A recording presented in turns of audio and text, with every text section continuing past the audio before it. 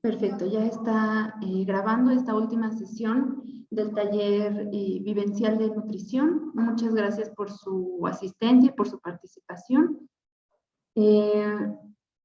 Para sintetizar, hemos estado viendo estrategias o recomendaciones de alimentación, de actividad física, tanto para la atención de hipertensión como de diabetes. Y asimismo vimos algunas de estas mismas estrategias sirven para prevenir la aparición de estas enfermedades.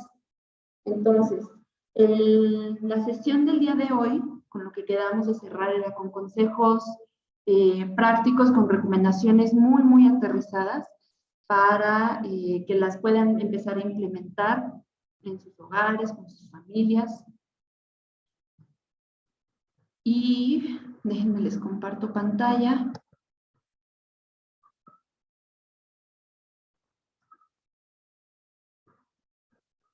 Bien, entonces.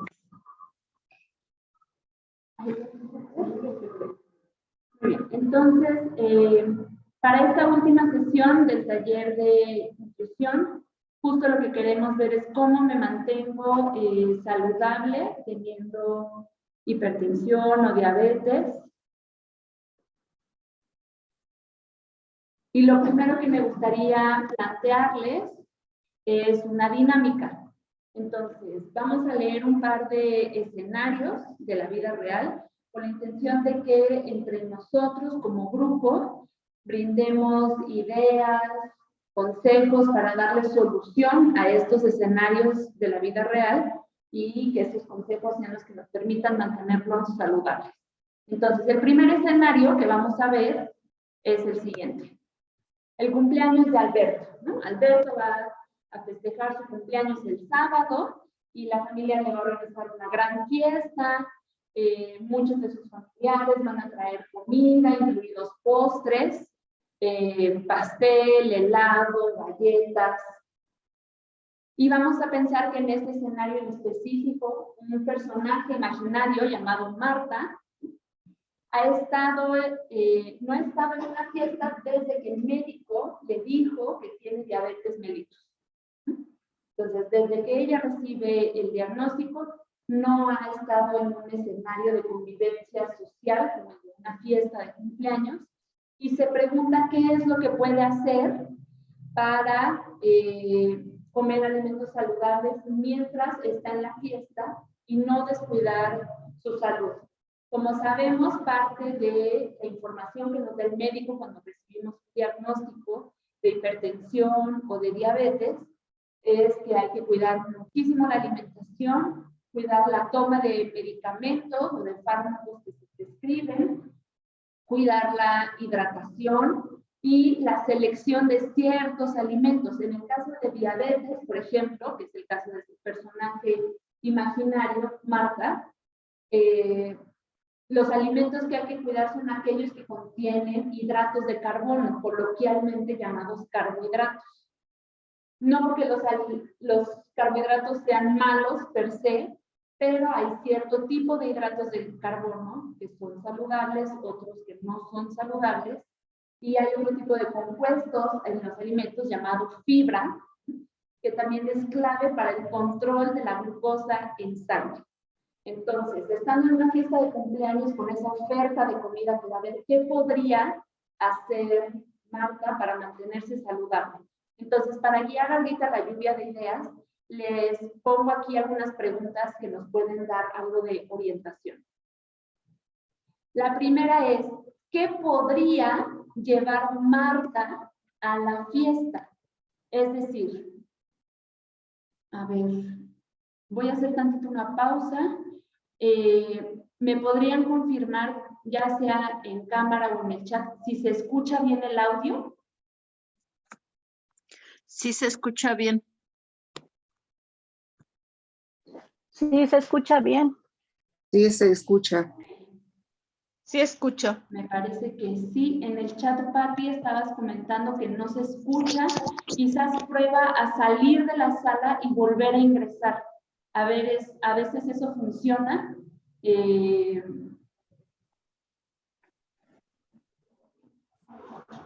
O si no, subir el audio de la computadora. Para que hables. Dile que ya escuchas. Ya escucho. Hola, yo sí escucho. Ok, de acuerdo. Bueno, entonces, les decía, esta primera pregunta que podemos seguir para guiarnos es, ¿qué podría llevar Marta a la fiesta para que en medio de lo que hay ahí, ella tenga una opción saludable para comer? ¿Qué se les ocurre? Pueden ir con las reacciones del Zoom, levantando la mano o escribiendo sus respuestas en el chat. Sí, sí. Pepinos, jícama, zanahoria, y así como que me voy llenando de eso para que cuando llegue el plato fuerte o no pueda comer, a lo mejor no decir, no, gracias, no como eso, para que empezar a conocer, sino comer un poquito. Y decir, ya me llené de la botana, de verdad, es mucho, pero ya tengo lo que tengo. Ok, muy bien. Entonces, una sugerencia es llevar alimentos en crudo como verduras, jícama, zanahoria, pepino, estas que se pueden condimentar con a lo mejor un poquito de limón o chilito en polvo, ¿no? Entonces, si ella lleva esos alimentos por su cuenta, tiene siempre garantizada una opción en lugar de estar picando otro tipo de alimentos, como las papas fritas. Esta es opción saludable allí. Y mencionábamos también la parte de cuidar el tamaño de la porción, ¿no? Eso revisemos un poquito más adelante. Tenemos ahorita un mensajito en el chat y enseguida voy con María Dolores. Están poniendo aquí en el chat ensalada de verduras, de nopalitos, podría llevar tortitas de avena, sus alimentos preparados con harinas integrales. Muy bien.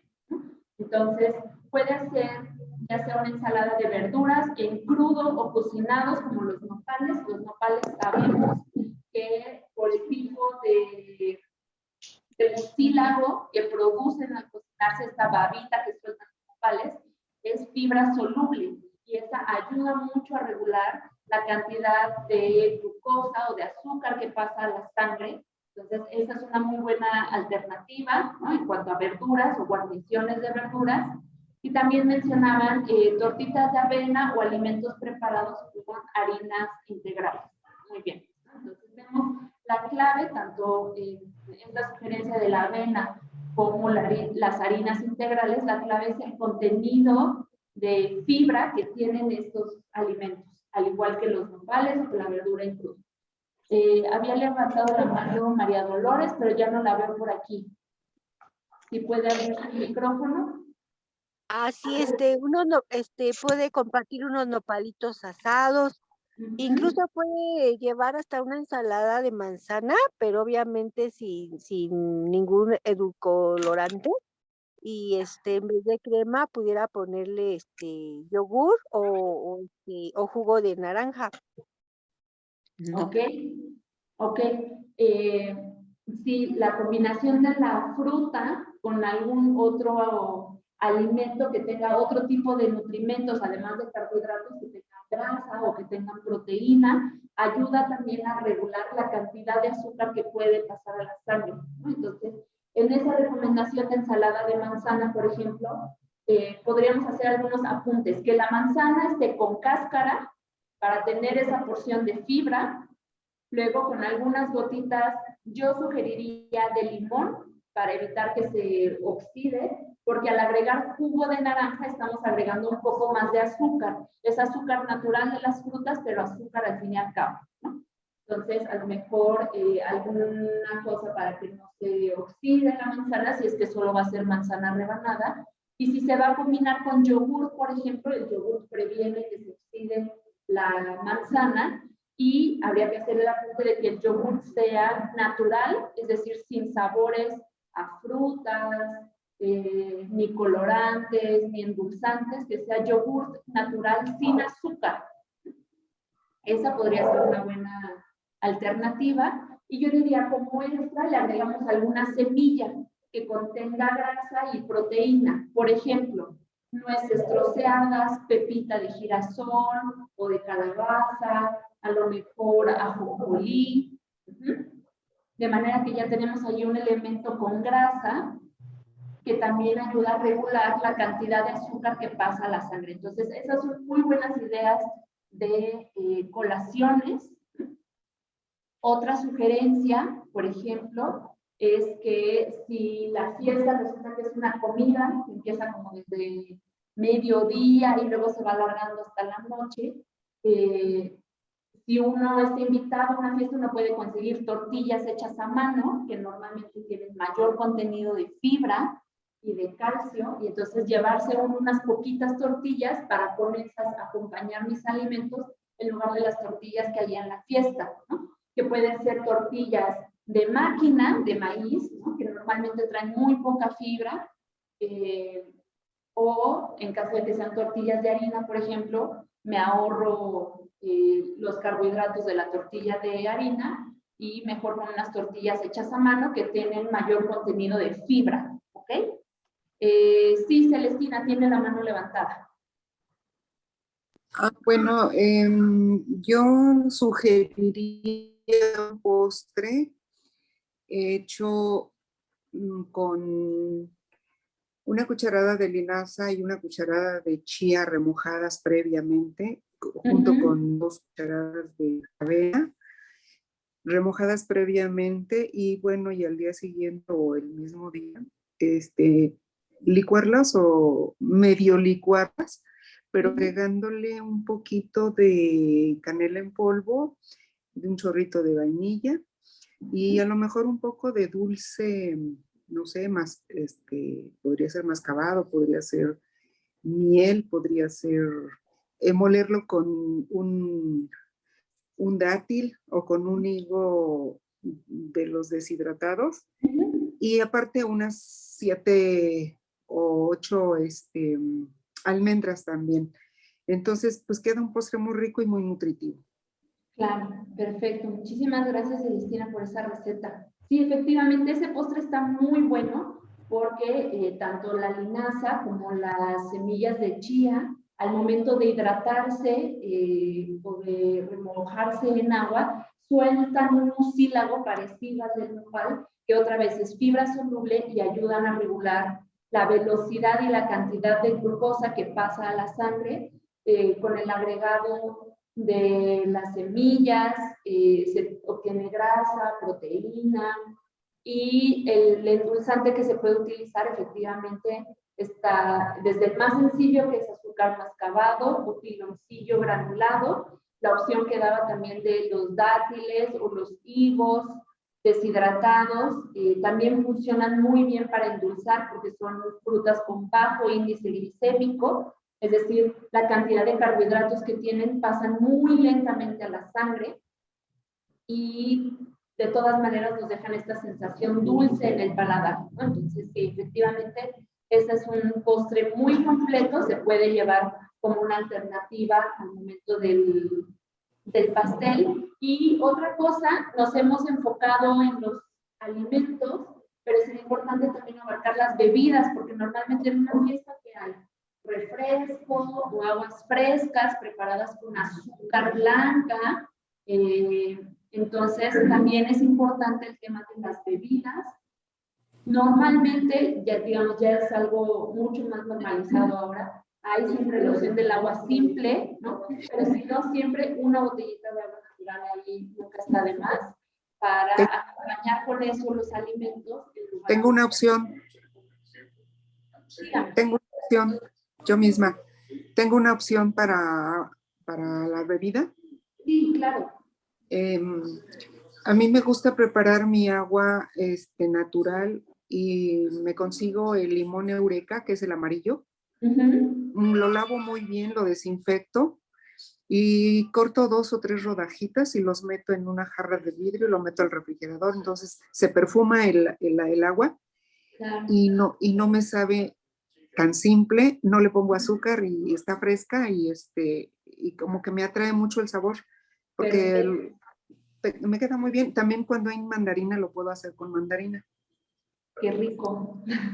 Muy bien. Sí, efectivamente, el utilizar frutas cítricas en rodajas para perfumar, para saborizar el agua, funciona muy bien porque no se necesita necesita agregar ningún endulzante y el agua queda impregnada con este sabor muy rico, el agua natural. También existe, por ejemplo, el extracto de clorofila, ¿no? Que se puede agregar al agua simple, tiene un sabor muy fresco, como a menta, ¿no? O como a hierbabuena. Se necesita muy poquito extracto para diluir en agua simple y también ese no requiere de ningún endulzante y de todas maneras refresca el sabor, como dice, para que no sea simplemente el sabor del agua natural, sino que lleve ahí algún dejito de sabor, ¿no?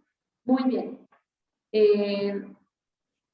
Podemos pasar a la siguiente pregunta, que es, ¿qué puede hacer Marta para comer saludablemente mientras está en la fiesta? Ya vimos las opciones de lo que Marta podría llevar de su casa a la fiesta para asegurar alimentos saludables y adecuados para ella.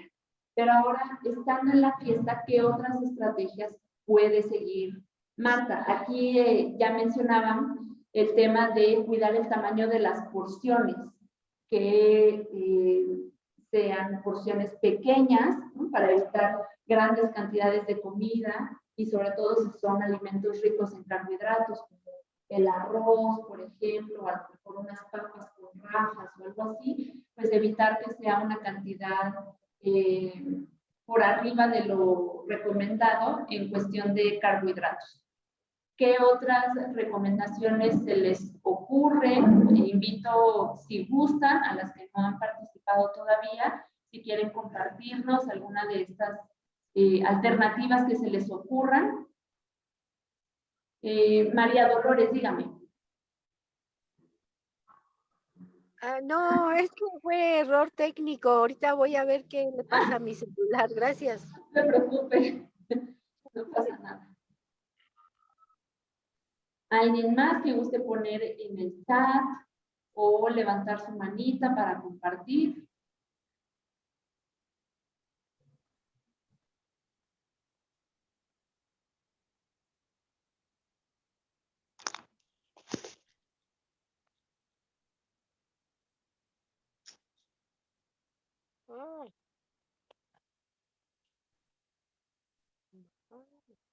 Rosa, su micrófono está abierto. ¿Gusta compartirnos algo?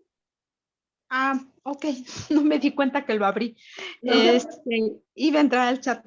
Pues yo hace poco fui a un lugar, a un restaurante y me comí un caldo que no sé cómo se llamaba, pero me encantó y sabía cuando yo comía carne de res, caldo de res.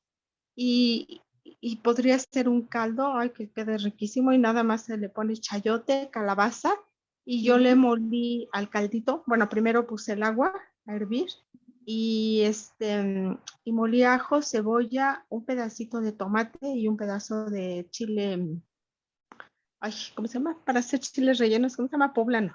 Poblano. Ajá, lo molí perfectamente y quedó mucho gabacito y eso lo dejé para hacer un guacamole, nada más le agregué más cosas y eso se lo puse colado al caldo, aparte de cilantro, unas ramas de cilantro y ahí puse a cocer primero, perdón, llevaba elotes, primero los elotes, luego los chayotes y enseguida las calabazas para que no se cocieran demasiado en trocitos, como uno quiera. Oye, queda bien rico. Perfecto. Muchísimas, ya se nos antojó, Rosa. Muchísimas gracias. Ok. Muy Gracias. bien. Excelente. ¿Algo más? Celestina, no sé si se le quedó la mano levantada o la está levantando nuevamente. Sí, iba a participar, quiero participar con alguna opción. Sí. Bueno, también podría ser si va a una fiesta, llevar o hacer sus propias, ¿cómo le llaman cuando uno? Botanas, sus propias botanas. Bueno, yo las hago como cacahuate, semilla de calabaza,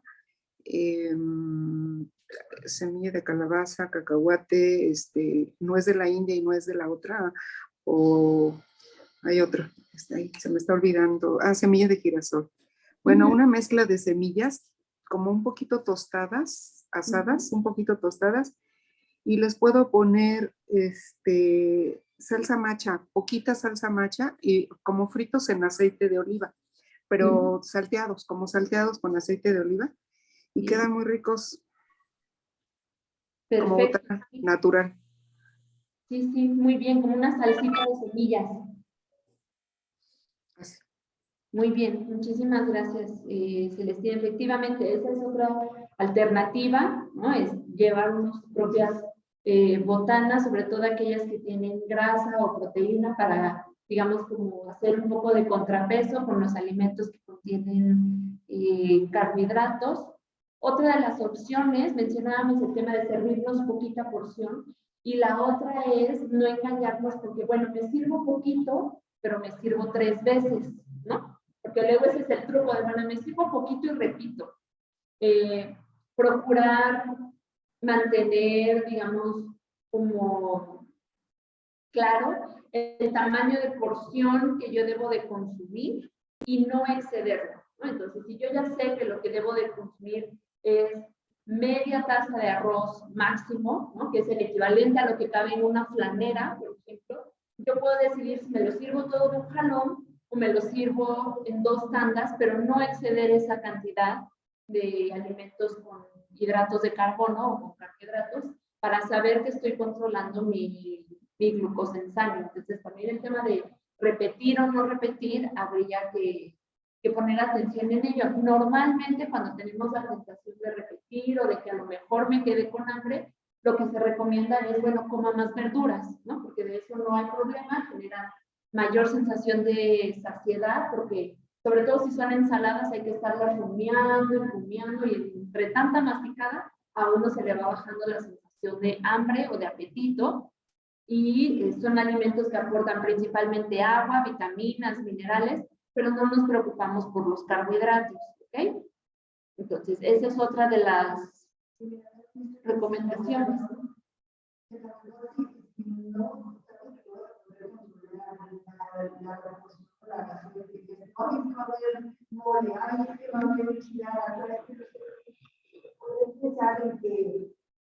Por muy bien hacer una colación antes de llegar a la fiesta. ¿Para qué? Para que yo no vaya tan desesperada de comer y que me empiece a llenar con las botanitas que yo llevé, entonces empiezo a comer, pero ya no voy a estar tan desesperada para cuando viene el plato fuerte, que son los más condimentados en azúcares o grasas.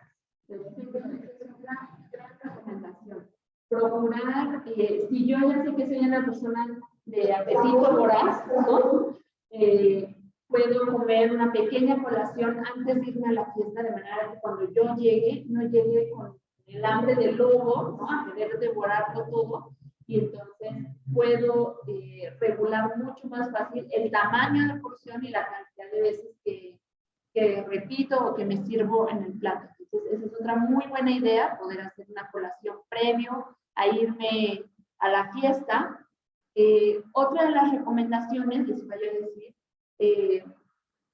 son una serie de trucos muy sencillos para cuidar al momento de estar comiendo, y eso aplica no nada más para las fiestas, para cualquier momento en el que estoy comiendo, cuidar mucho mi atención y la postura mientras estoy comiendo. Porque, ¿qué ocurre? Voy a mover un poquito la cámara para que si yo estoy comiendo recargada así en la mesa, toda encorvada, puedo seguir come y come y come. Y de repente, no sé si les ha pasado, yo confieso que me hice en algún momento que de repente digo, bueno, me voy a levantar por un vaso de agua. Y ahí siento la pesadez. ¿Por qué? Porque con una postura no erguida, estando así sobre la mesa, o chueco, o medio torcido, las neuronas que están en el estómago y que me permiten percibir esta sensación de saciedad, no están funcionando al 100% por una simple cuestión de postura. Y entonces, ¿qué ocurre? Que mi cuerpo no detecta la sensación de saciedad a tiempo, y entonces yo sigo comiendo y comiendo, Y si aparte estoy platicando con la comadre enfrente y poniéndome al día con la otra prima, y ay, sí, qué barbaridad, ¿y a poco no supiste de Juanita? Sí, fíjate, y entonces, y yo estoy, mi mente está en otro lado.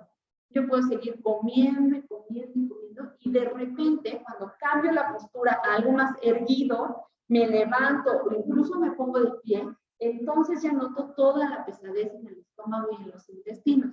Entonces, es importante al momento de comer buscar una postura erguida. Tampoco se trata de que nos amarremos contra el respaldo de la silla, ¿no? Como nuestras abuelitas, sus pobres las sentaron así, con la mascada acá para hombros atrás, ¿no? Pero sí tener una postura erguida, y para eso sirve no recargarnos en el respaldo, sino estar tantito a la orilla de la silla, sin que tenga yo el riesgo de caerme o de tambalearme en la silla. Pero tantito despegada del respaldo, porque eso me obliga a estar erguida. Si yo me pongo en el respaldo, automáticamente me relajo y toda la figura, toda la postura se informa.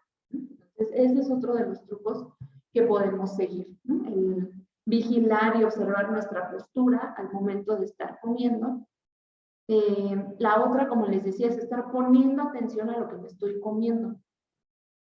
Si yo estoy en el chisme y en el wiri wiri, y no sé cuántas veces no nos ha pasado que estamos en el cine, compramos el bote de palomitas, medianas, grandes, chicas, que sea, y les aseguro que ninguna de nosotros, estamos conscientes de en qué momento se acaban, más que cuando la mano de repente sigue rascando y ya no hay nada en el fondo. Pero no soy consciente de cómo me fui acabando el bote de palomitas. Nada más de repente sé que estaba yo empezando a comer palomitas, ¿no? De esas que todavía se desbordan por las orillas del bote y no quiero que se caiga ninguna, y de repente corte a, estoy rascando el fondo de las palomitas y ni sé cómo llegué ahí. ¿Por qué? Porque nuestra atención está en la película y el mecanismo está automatizado, ¿no? De agarrar palomita, masticar, agarrar palomita, masticar. Si estamos platicando igual mientras estamos comiendo, pasa la misma cosa. Entonces, no se trata de que sea una tumba, una fiesta, ¿no? Y entonces nadie habla y nadie platica, pero sí, cada que sea posible regresar y decir, ok, sí, ya me estoy acabando el plato, ok, ya voy avanzando más en mi emoción, para que no de repente, por estar con mi atención mental en otra cosa, ni siquiera alcanzo a disfrutar y de repente digo, ya me acabé el plato. Oye, pues yo creo que me sirvo otra vez porque me lo saboreé, ¿no? Entonces, si yo pongo mi atención mental, mis 5 sentidos, en lo que estoy comiendo, es mucho más fácil percibir las señales de mi cuerpo que me dicen, ya con eso suficiente, ya no más. ¿Vale?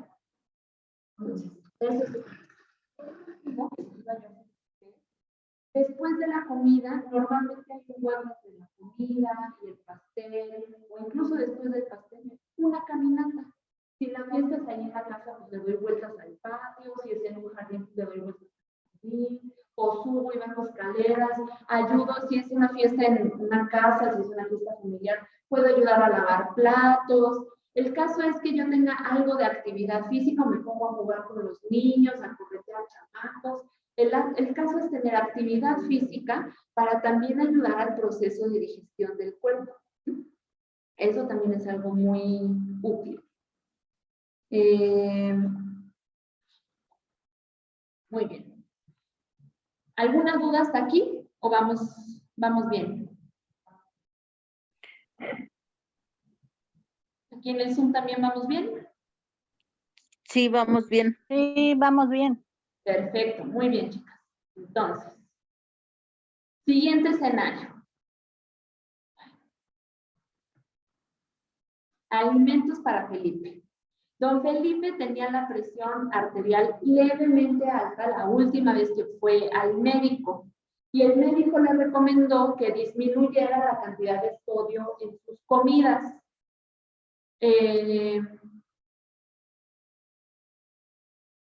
A partir de las siguientes opciones de preguntas vamos a seleccionar algunas que le ayuden a don Felipe a elegir los mejores alimentos para poder seguir este consejo del médico. Porque luego el médico nos dice eso, ay, pues bájele al sodio. Y dice uno, ¿y cómo se hace eso? ¿No? Entonces vamos a ver de una lista de alimentos cuáles serían los más preferibles y los menos preferibles para el caso de don Felipe, que lo que queremos buscar es disminuir o regular la presión arterial. Entonces, primeras preguntas para detectar cómo es que yo puedo disminuir el sodio en la dieta. Lo primero es identificar el alimento que yo voy a elegir. Voy al súper. Voy a hacer el súper con don Felipe y entonces vamos a elegir los alimentos para la despensa. Y lo primero que yo tengo que ver es, ¿el alimento es fresco o es procesado? Si yo compro una lechuga, el contenido de sodio en una lechuga es muy bajo. En cambio, si yo me compro unos frijoles enlatados, seguramente que van a tener muchísimo sodio. Entonces, eso es uno de los primeros pasos, ¿no? Verificar si el alimento que yo estoy seleccionando es fresco o si es un alimento ya procesado. Luego, identificar si el alimento que yo estoy seleccionando es refinado o es integral. Y esto aplica para un montón de ingredientes. Por ponerles un ejemplo, el clásico es el pan de caja, ¿no? El pan de caja, el blanco, lo que ocurre es que a las harinas con las que se prepara ese pan se les retira la cascarilla, la porción de fibra insoluble, que, por ejemplo, en el caso de diabetes me ayuda a regular la cantidad de glucosa en sangre, pero en el caso de enfermedades cardiovasculares, como lo es la hipertensión, me ayuda a regular, por ejemplo, la cantidad de colesterol que tengo en sangre, a prevenir que haya obstrucción de venas o de arterias, y con eso que se eleve la presión arterial. Entonces, es importante identificar si es un alimento refinado o si es un alimento integral. Otro de los consejos es identificar qué tipo de grasa tiene el alimento que voy a comprar. Hablamos muy al principio del taller sobre los diferentes tipos de grasas que pueden contener los alimentos. Y esa vez mencionamos que los alimentos de origen animal, sean carnes, sea huevo, sean lácteos o grasas derivadas como la mantequilla y la manteca, lo que contienen son grasas saturadas y que esas el cuerpo fácilmente las transforma en colesterol, por ende en triglicéridos. Entonces, procurar que los alimentos que voy a elegir tengan bajas grasas saturadas. ¿Cómo voy a saber si un alimento tiene bajas grasas saturadas? Si hablamos de alimentos de origen animal, en específico los lácteos, en la leche es muy fácil identificar. La leche entera es la que tiene mayor contenido de grasa saturada. Luego hay unas leches que son descremadas o parcialmente descremadas. También se les conoce como leche light, que estas lo que tienen es un menor porcentaje de grasa que la leche entera. Y en la leche es muy fácil identificarlo. En los quesos, por ejemplo, los quesos de color blanco, casi todos en general cumplen con esa regla de que tienen menos cantidad de grasas saturadas a comparación de los quesos amarillos.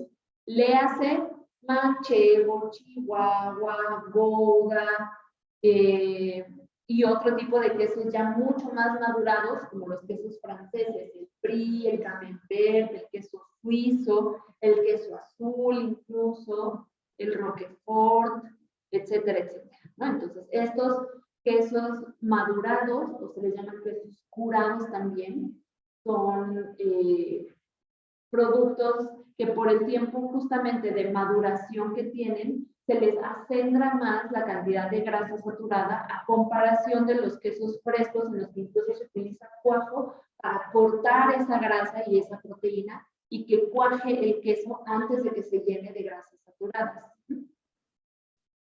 Entonces, esa es otra de las recomendaciones. Respecto a los quesos. Entonces, vámonos con otro tipo de productos de origen animal. El huevo, por ejemplo, ¿no? Desde el área de la salud, debo confesar que somos un desastre, porque hace unos años el huevo era nuestra eterna maldición, casi que teníamos que eliminar el huevo por completo de la dieta porque era una pesadilla, y ahora resulta que no, que podemos comer huevos con tranquilidad, eso sí, con moderación. Para un individuo saludable, con peso promedio, sin mayores enfermedades o condiciones de salud, lo adecuado es que puede consumir huevo una pieza hasta 4 veces a la semana. Entonces, si estamos hablando de que buscamos el mantenimiento o la prevención de enfermedades cardiovasculares como la hipertensión, lo que hacemos es reducir un poquito esa recomendación, pero no eliminar el huevo por completo. Entonces, la porción sigue siendo un huevo, una pieza, y puede ser hasta 3 veces a la semana máximo, en lugar de 4. Muchos lo que hacen es que a lo mejor un huevo no les satisface o no se les hace suficiente. Si lo hacemos, por ejemplo, un huevo revuelto nada más, así solo, pues de repente una pieza se mira muy poquito, ¿no? Como para un taco que no da ni para una muela.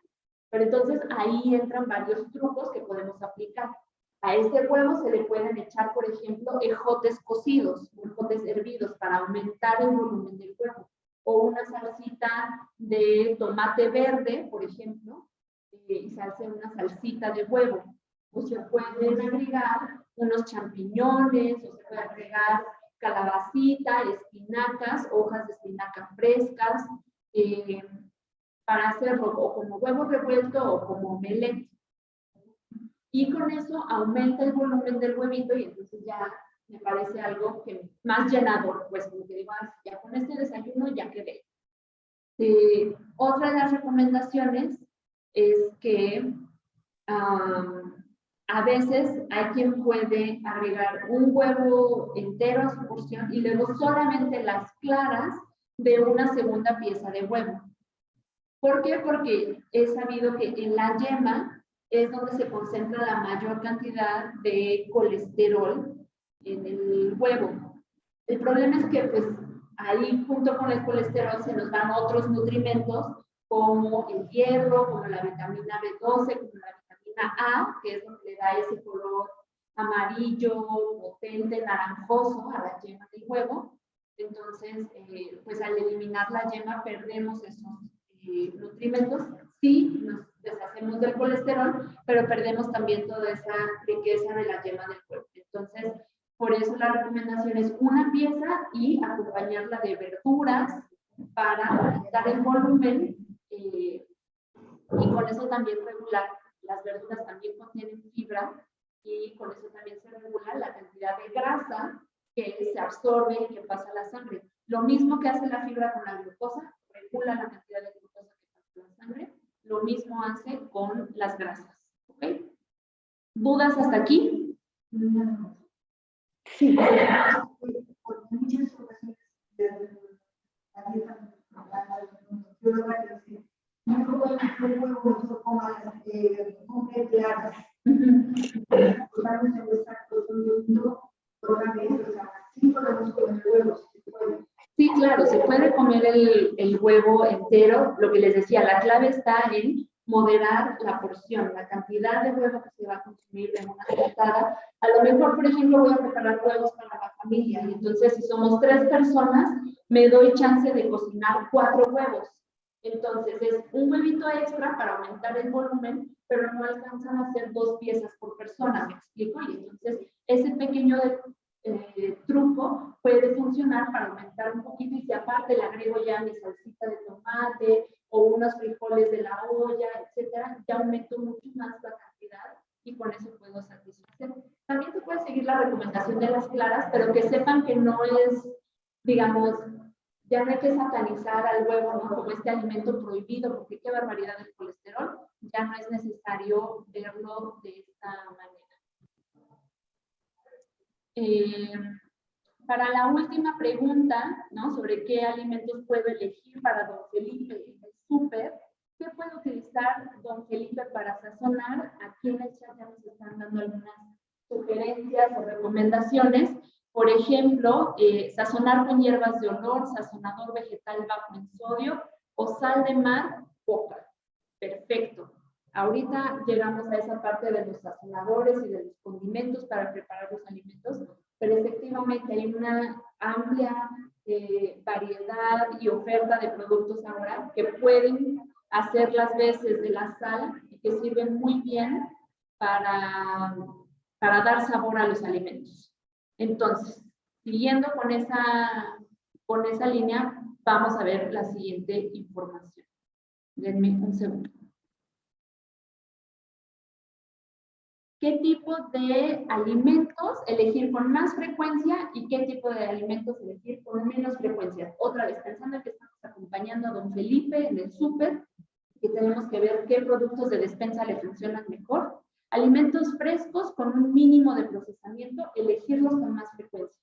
Verduras frescas, quesos que no estén muy madurados, ¿no? Para asegurar que la cantidad de grasa que contienen es poca o es baja. A comparación de los alimentos que hay que elegir con menos frecuencia, que son aquellos, por ejemplo, curados con sal, como los embutidos o los pescados que tienen un alto contenido de sodio, sobre todo los pescados que se curan con sal, bacalao, etcétera, tienen una cantidad bestial de sal, y los embutidos también. De hecho, los embutidos son alimentos que prácticamente no se recomiendan por la cantidad de grasa y por la cantidad de sal que se utiliza para su preparación. ¿Sale? Alimentos a elegir con más frecuencia. Si se van a comprar alimentos enlatados, nótese que en primer lugar en la lista están los alimentos frescos y con un mínimo de procesamiento. Pero ya si se va a comprar algún alimento que viene en lata, que sea en agua, de preferencia,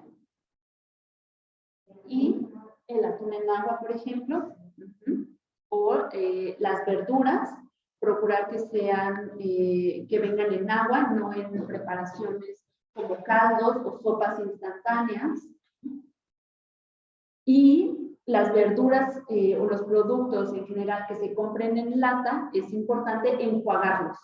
¿Por qué? Porque en el líquido que se utiliza para su conservación vienen un montón de aditivos químicos justo para prolongar su vida de anaquel.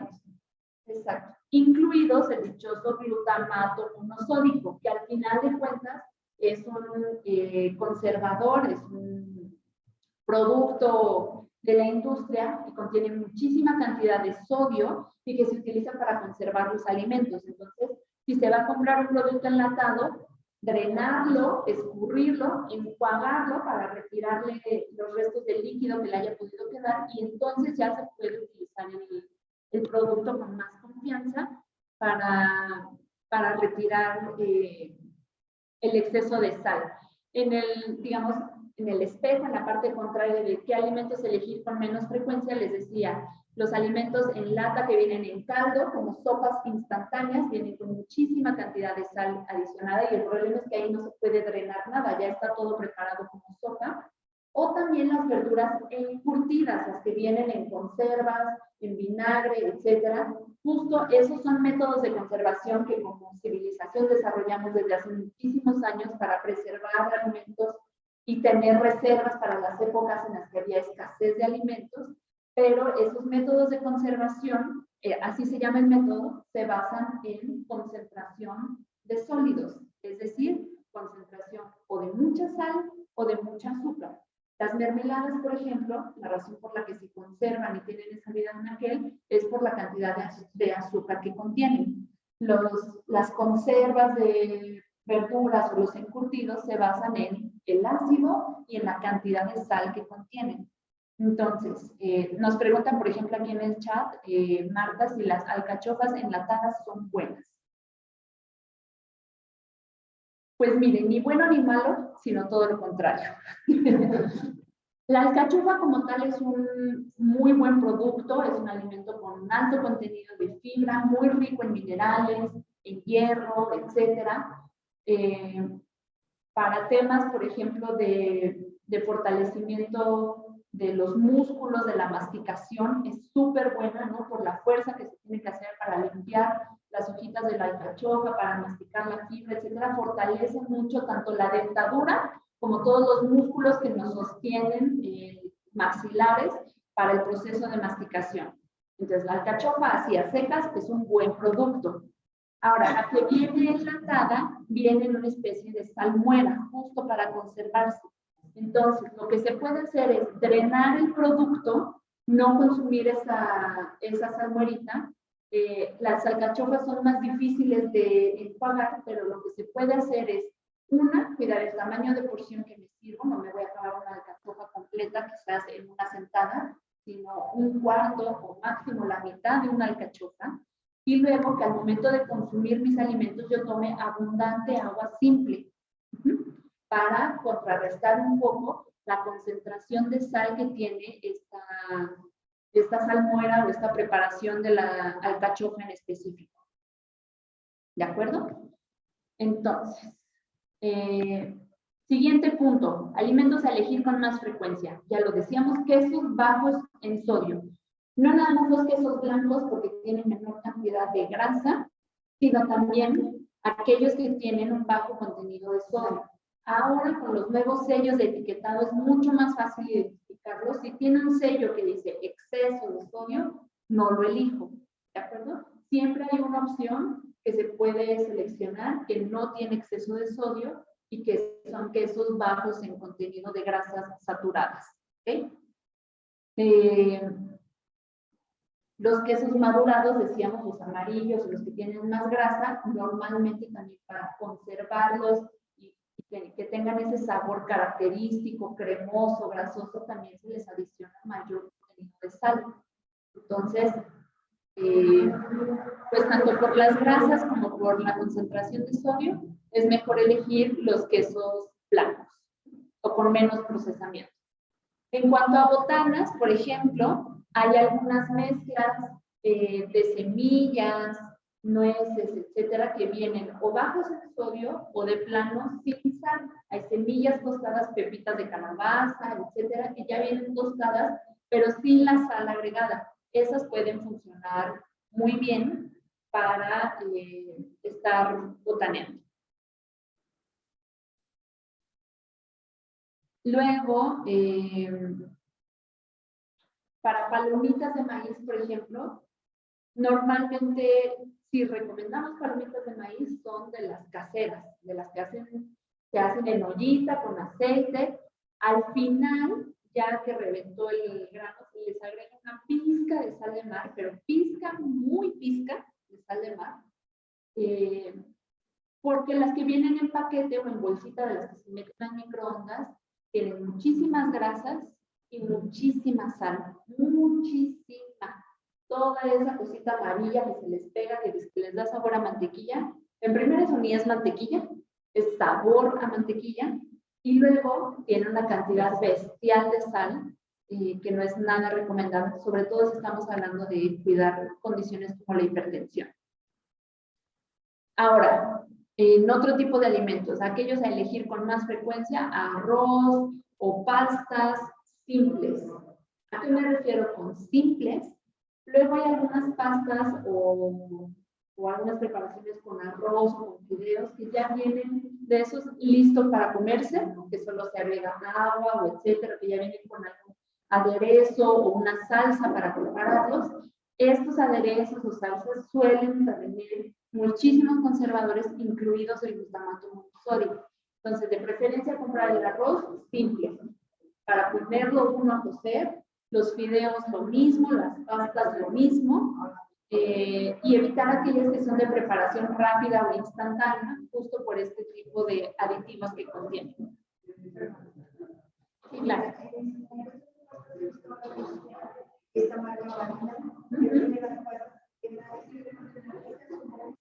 Sí, las pastas integrales son una excelente opción porque tienen mayor contenido de fibra. Denme un segundito.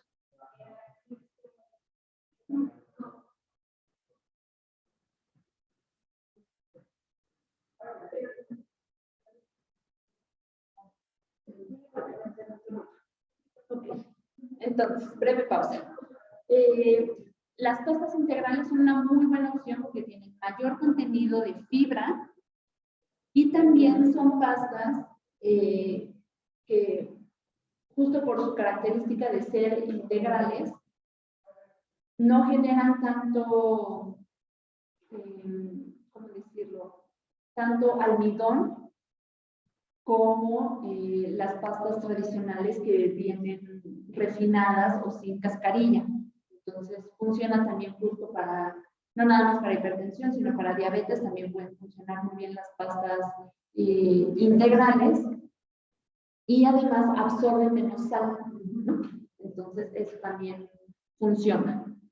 Por último, usar hierbas, especias y aderezos caseros sin sal. ¿Por qué? Porque todos estos aderezos que vemos en el súper, ranch, mil islas, César, etcétera, etcétera, todos esos vienen con un alto contenido de sodio y si no, con conservadores o aditivos que tampoco benefician al control de la presión arterial. Entonces, de preferencia, que todo lo que se utilice para sazonar o dar sabor extra a los alimentos sea de preparación casera o con ingredientes naturales como hierbas y especias. ¿Sale? Evitar salsas como la katsu, que tiene muchísimo azúcar, muchísima sal. La salsa soya, incluso la que es baja en sodio, tiene un exceso de sodio a comparación de lo que deberíamos de consumir en un día. Las sales con sabores, sal de ajo o sal con cebolla, etcétera, vienen con una alta cantidad de sal y de sal refinada, ni siquiera sal de mar. Y también los cubitos de caldo, sea de caldo vegetal, caldo de pollo, de cualquier marca, todas tienen exceso de sodio. Entonces, pues de preferencia utilizar, ahora ya hay una diversidad de productos, hay sazonadores como los que mencionaba Marta en el chat, que son reducidos en sodio, que se pueden recomendar para algunas preparaciones. Sí, claro.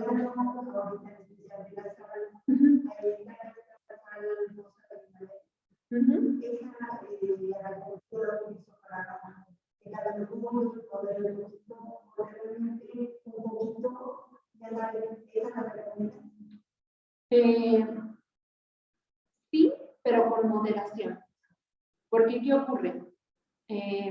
Esta sal del Himalaya, el color rosa lo tiene por los minerales extras, además del sodio, que contienen los granos de sal. Dato curioso del día, datazo del reino animal. Los flamingos, ya sé que parece que me estoy desviando, pero no. Los flamingos son estas aves, ¿no?, muy alargadas, muy espigadas, de plumaje rosa, que se ubican en ciertas zonas aquí en el país, en México, en el sureste del país. Y justo habitan en terrenos de manglares, fangosos, como de lodo, etcétera. Se alimentan de esas aguas y de esas algas que crecen en esos espacios. Y el color rosa de sus plumas lo adquiere por los minerales que absorben tanto del agua como de las algas que comen de esos terrenos.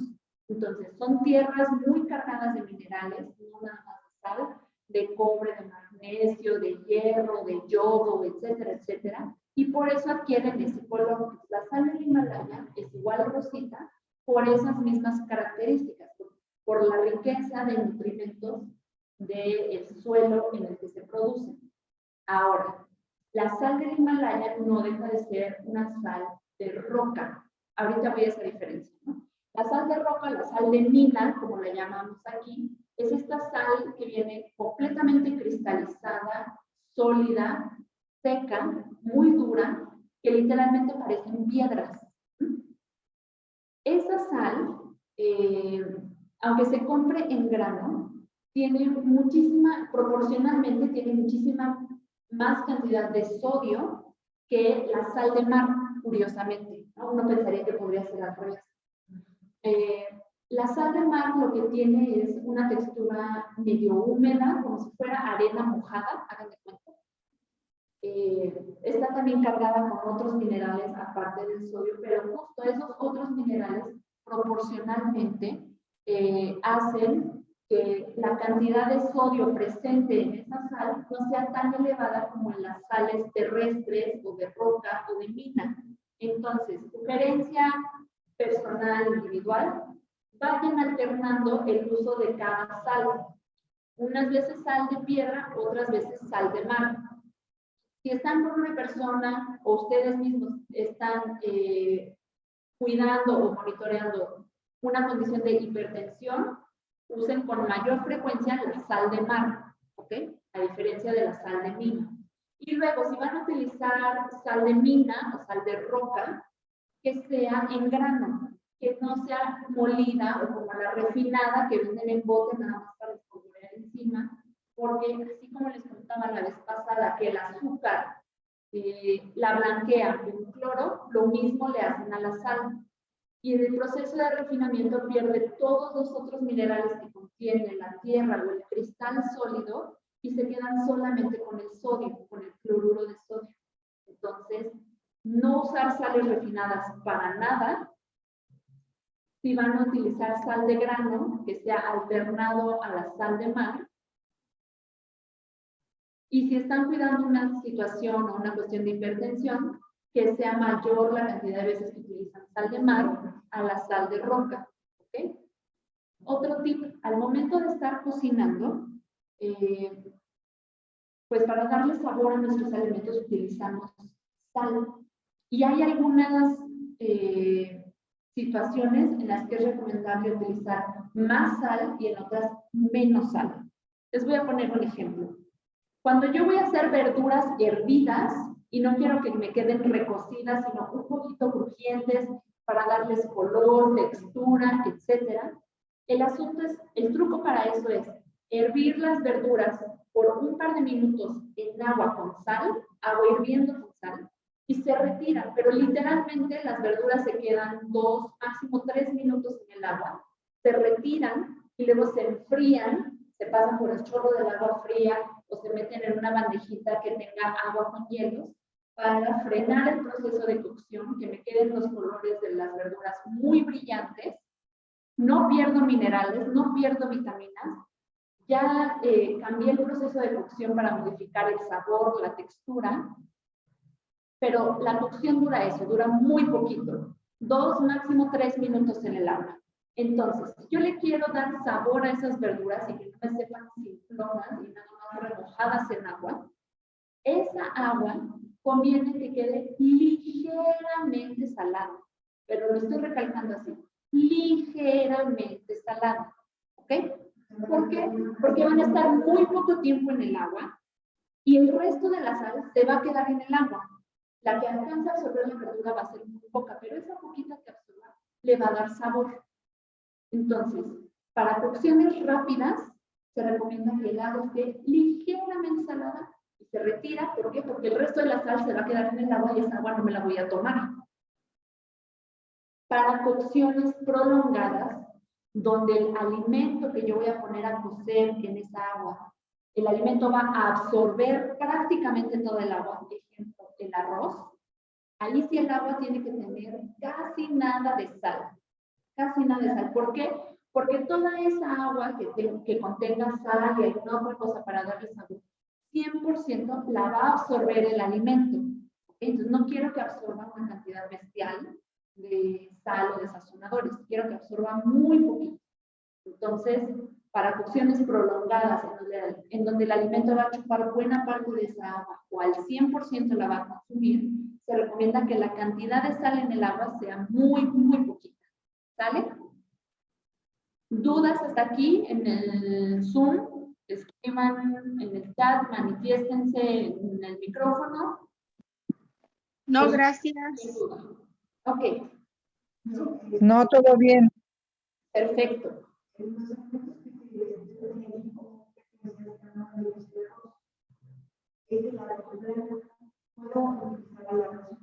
Claro, por supuesto.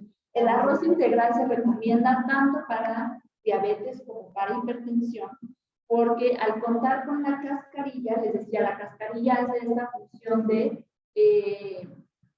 fibra, de regular la cantidad de nutrimentos que se absorben, sea glucosa, o sean grasas, o sea sal, esa fibra literalmente funciona como una barrera física para impedir que esos nutrimentos se absorban y pasen a la sangre, ¿ok? Entonces, todos los alimentos integrales, sea arroz, sea pasta, pueden funcionar muy bien para ambas condiciones, tanto para diabetes como para hipertensión, por el contenido de fibra que tienen.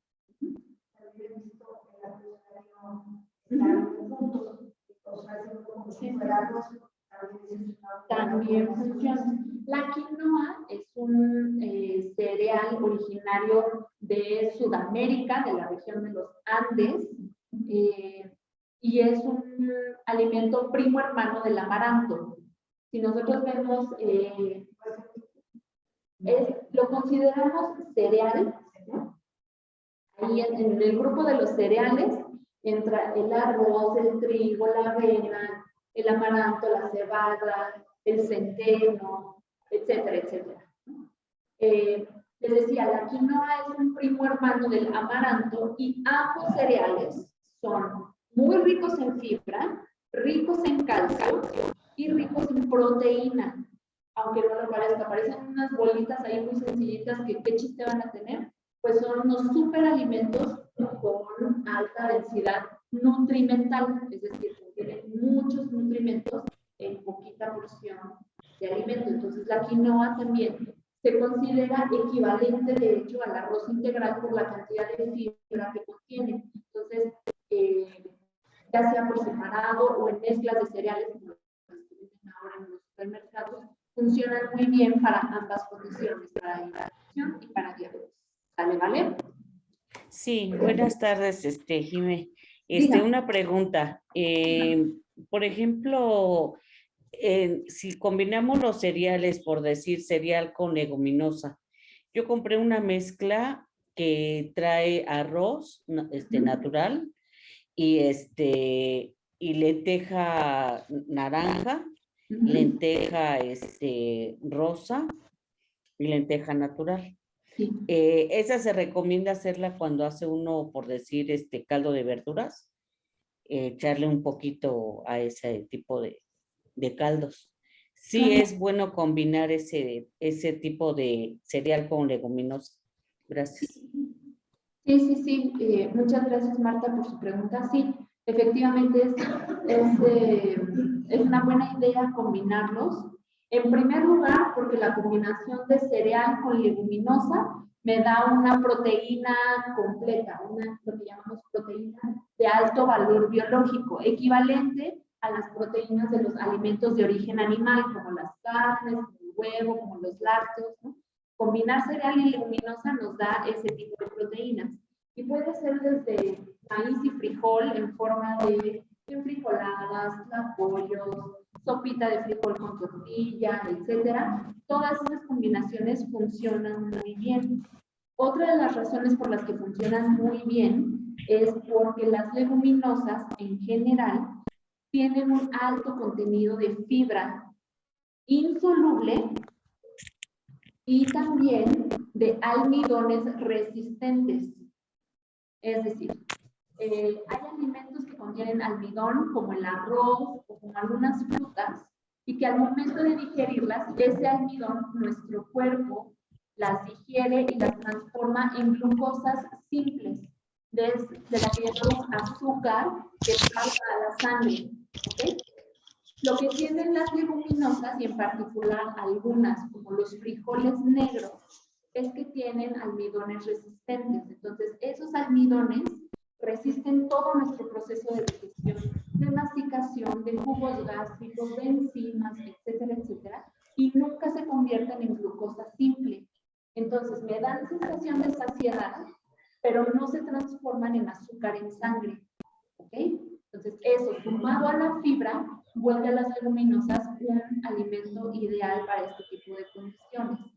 Hay algunas personas de nutrición que a veces recomiendan eliminar tortillas o frijoles de la dieta cuando se tiene diabetes, por ejemplo. Esto es algo incorrecto, porque son alimentos que pueden formar parte de una dieta completa, variada, suficiente y con beneficios extras para la salud, siempre y cuando se tenga justo el cuidado de los tamaños de porción y de combinarlo con otros alimentos. Y ahí voy a la última parte de su pregunta.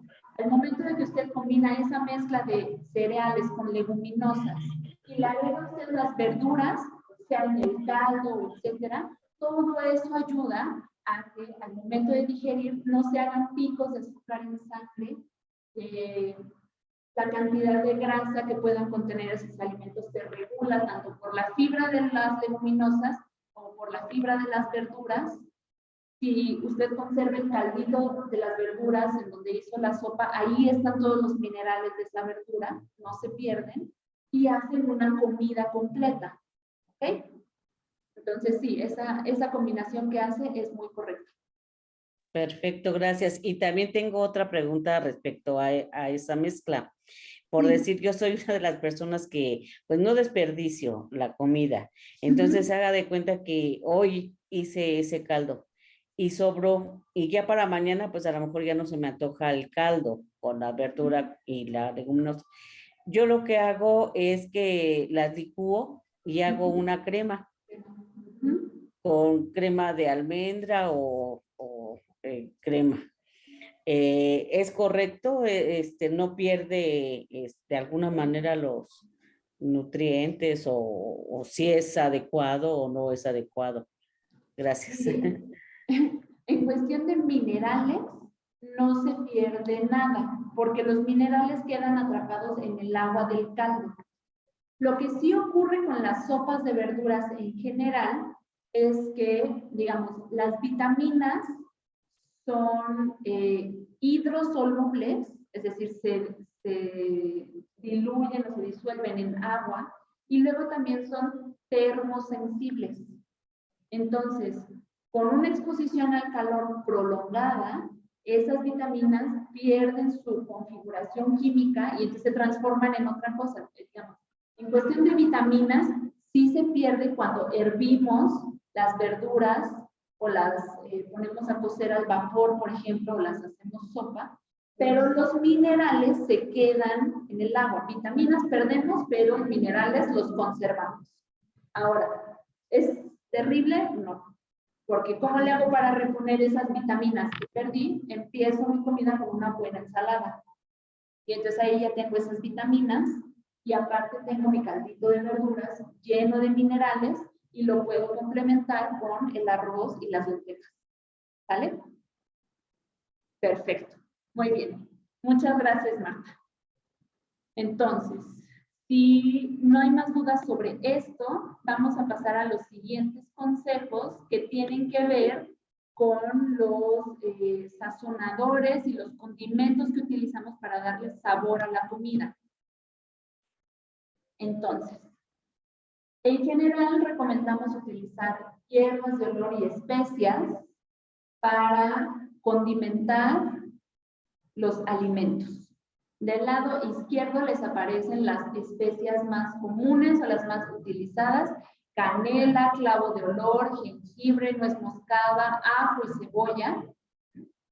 Y del otro lado están las hierbas de olor: albahaca, cilantro, eneldo, mejorana, orégano, perejil, romero, salvia, tomillo. Ahí a un ladito tienen especificado cuáles son los mejores usos para cada una de esas especias y hierbas. Por ponerles un ejemplo, la canela funciona muy bien para cereales, para tubérculos y para leguminosas.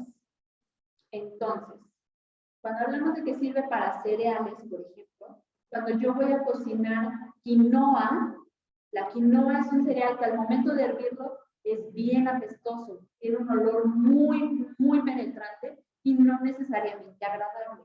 Entonces, si yo a esa quinoa que la voy a poner a cocer como si fuera arroz, le puedo echar una raja de canela, con eso elimino el olor de la quinoa y dos, la vuelvo más digestible o más digerible para evitar la formación de gases o la distensión abdominal o dolor intestinal porque sea muy pesada de digerir. Con las especias y con las hierbas de olor ayudamos a eliminar ese efecto que tienen algunos cereales y algunas leguminosas. Ahí va la segunda aplicación de las especias. Funcionan muy bien para las leguminosas porque le quitan esos compuestos, fitatos, etcétera, que lo que producen son gases y distensión abdominal. Entonces, se vuelven más digeribles, incluso en cuestión de apreciación sensorial, el olor y el sabor mejoran y no generan tanto malestar. Hay algunas leguminosas en el estilo de cocina de la India que se preparan con muchísimas especias, ya sean habas, garbanzos, lentejas, alubias. Se preparan con una raja de canela, con clavo de olor, con jengibre rallado, y con todo eso se hierve la sopa y luego se le da sabor al frijol con un poquito de sal, con cilantro picado, etcétera, y quedan con un sabor muy agradable, muy aromático, muy especiado, pero muy agradable, y se digieren más fácilmente. Entonces, por eso ahí verán que tanto la canela como el clavo de olor están recomendados para utilizarse en la cocción de leguminosas.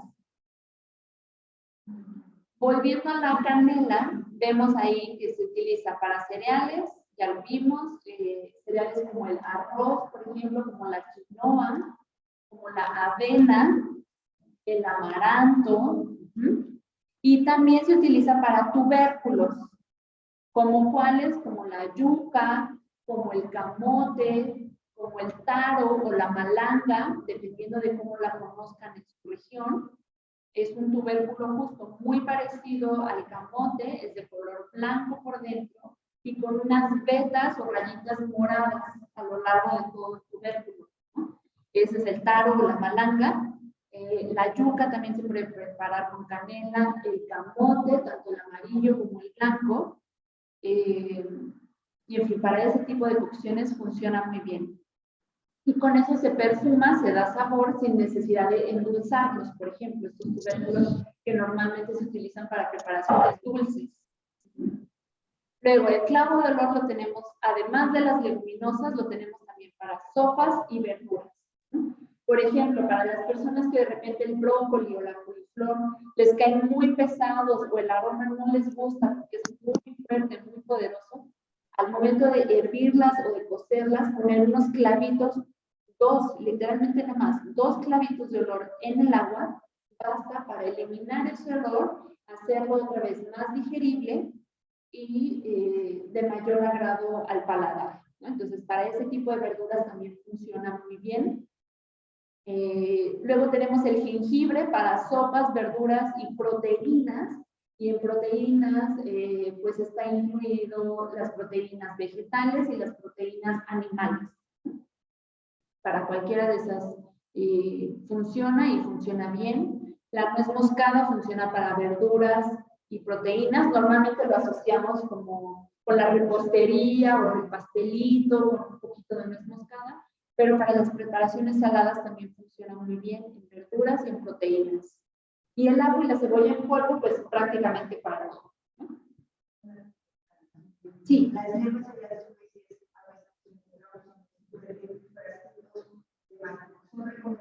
Sí.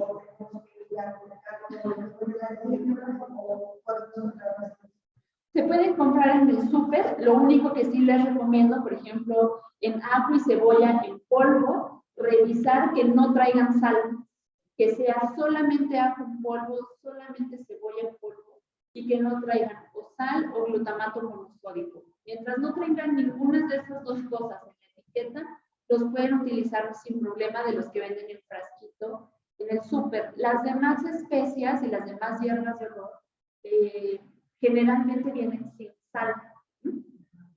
Salvo que se especifique, por ejemplo, sal de hierbas. Y entonces hay que checar si es una mezcla de hierbas de olor nada más, o si aparte de la mezcla de hierbas de olor contiene sal, glutamato monosódico o algo similar.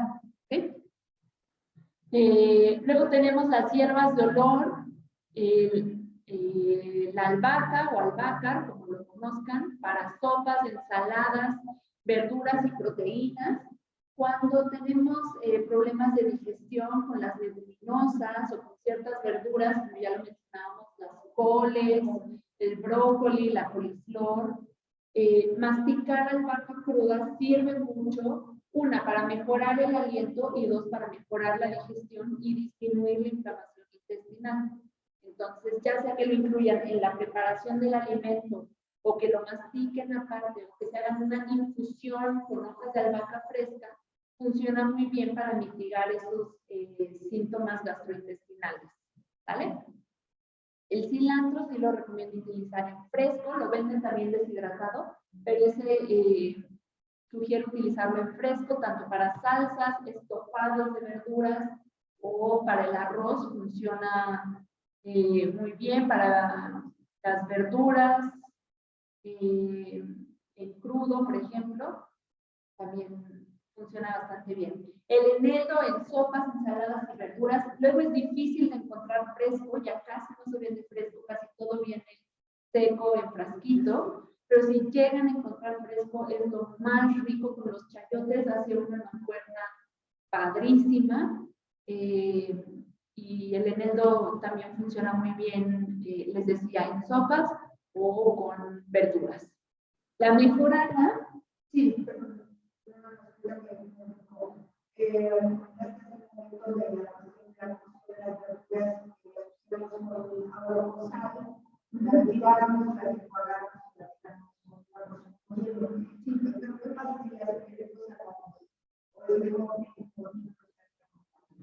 Si se hierven al vapor, también funciona muy bien, y lo que pueden hacer es, si tienen vaporera en casa, o si es una cacerolita a la que nada más se pone una rejilla para separar las verduras y que no toquen el agua, pero que se cocinen al vapor, lo que pueden hacer es poner estas hierbas de olor o especias en el agua, y entonces de todas maneras el vapor con el que se cocina la verdura la va a impregnar de ese olor y de ese sabor. Cualquiera de las dos opciones es muy recomendable, tanto blanqueadas, se llama así el término cuando nada más se hierve poquito tiempo y luego se enfría, o cuando se cuecen al vapor.